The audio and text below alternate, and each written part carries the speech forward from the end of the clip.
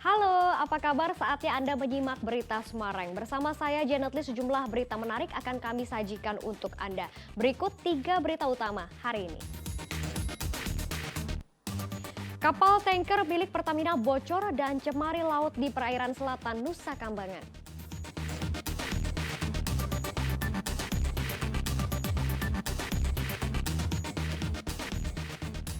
Seorang ayah di Kabupaten Brebes cabuli anak kandungnya hingga hamil.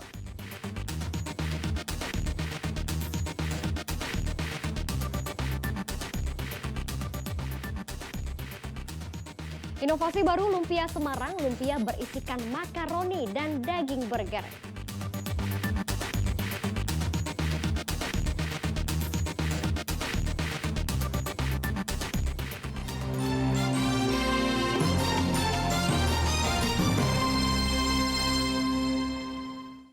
Kita ke informasi yang pertama, kapal tanker milik Pertamina bocor di perairan Selat Nusa Kambangan Cilacap. Ribuan liter minyak mentah tumpah akibat kebocoran kapal. Akibatnya air laut tercemar dan banyak biota laut yang mati. Para nelayan ikut terdampak karena kesulitan mencari ikan.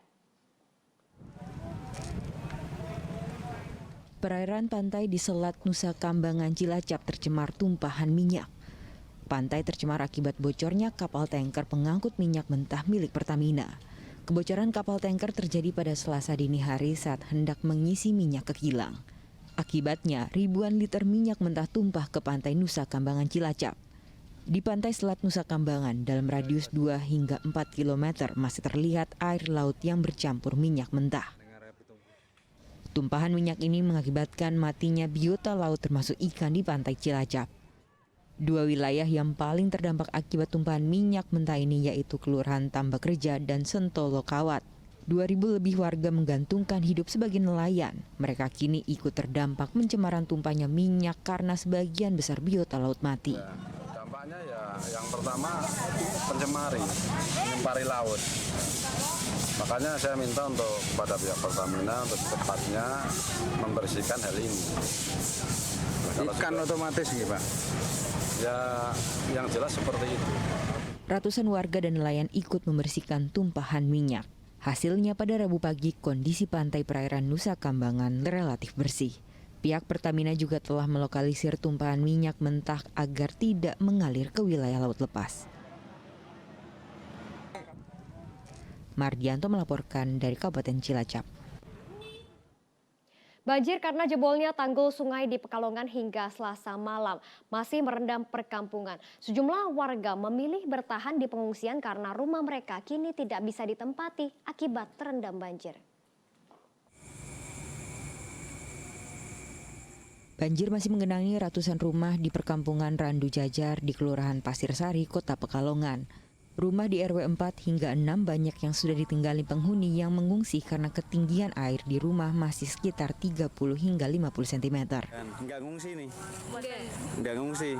Ini banjir udah berapa hari sih? Dari Kamis, Jumat, Sabtu, Minggu, Senin, Selasa, 5 hari. Ini ketinggian air sudah nyampe berapa ini? Setengah meter deh? setengah meter ya. Yang di gangnya itu 40-5 Sampai 50 cm. Ini jumlah pengungsi berapa di sini? jumlah pengungsi semuanya ada 66 jiwa. 66 jiwa dari 26 kakak ya? Iya. Rencana di sini sampai kapan nih? Insya Allah hari Jumat pulang. Banjir disebabkan tanggul Sungai Meduri yang jebol di wilayah Tegaldowo, Kabupaten Pekalongan. Air sungai langsung terlimpas ke permukiman warga dan langsung merendam ribuan rumah warga di 3 desa, di kota dan di Kabupaten Pekalongan. Kuncoro Wijayanto melaporkan dari Kota Pekalongan. Kita beralih ke informasi lainnya, seorang ayah di Brebes tega mencabuli anak kandungnya yang masih berusia 14 tahun. Perbuatannya dilakukan saat istrinya tengah tidur dan kini sang anak hamil 2 bulan. Pria berusia 38 tahun berinisial R, warga desa Paguyangan, Kecamatan Paguyungan, Kabupaten Brebes, harus meringkuk di tahanan Mapores Brebes. R menjadi tersangka dalam kasus dugaan pencabulan terhadap anak kandungnya sendiri yang masih berusia 14 tahun. Kepada polisi, R mengakui perbuatannya yang dilakukan saat istrinya tengah tidur. Putrinya kini tengah hamil 2 bulan dan sang ayah akan menghadapi ancaman penjara 15 tahun. Hamil 2 bulan karena anak itu pertama bercerita kepada ibu kandungnya. Terus akhirnya mengakui bahwa perbuatannya itu dilakukan oleh ayahnya sendiri. Untuk ancamannya, Bu? Ancaman hukuman minimal 5 maksimal 15 karena ini dijerat Undang-Undang Perlindungan Anak maupun PKDR. Seorang kakek ditangkap Satpam saat mencuri helm di depan kantor BPR di Kota Salatiga. Kakek dengan mudah ditangkap Satpam karena ingin mencuri helm kedua selang 2 jam dari pencurian yang pertama. Sang kakek kedapatan mencuri helm di area parkir BPR Dinamika Bangun Arta di Komplek Pasar Belauran, Kota Salatiga. Seorang satpam menangkap tangan sang kakek yang mencuri helm karyawan BPR. Setelah dicek ke kamera CCTV, ternyata sang kakek telah 2 kali mencuri helm di lokasi yang sama. Helm pertama yang dicuri telah dijual di Pasar Loak dengan harga Rp150.000. Kini sang kakek harus mempertanggungjawabkan perbuatannya dengan label tersangka kasus pencurian. Terus saya bawa ke tempat ke shopping yang jual helmi dan ada helmi. Bener ada, ya. Berarti langsung dijual? Saya juga mengakui ya. Berarti sebelumnya sudah tahu Mas kalau itu ngambil helm? Sudah dari CCTV Pak. Dari CCTV kelihatan? Saya keluar ini yang kedua ya? Yang kedua kali. Yang minggu kemarin juga sama. Kita beralih ke informasi lainnya. Pemerintah Kabupaten Semarang menutup sejumlah toko modern serta restoran dan bar di Kabupaten Semarang.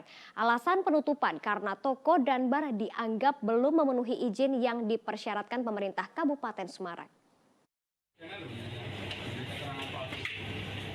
Petugas Satpol PP dan petugas Dinas Koperasi Usaha Mikro Perindustrian dan Perdagangan mendatangi sejumlah toko modern.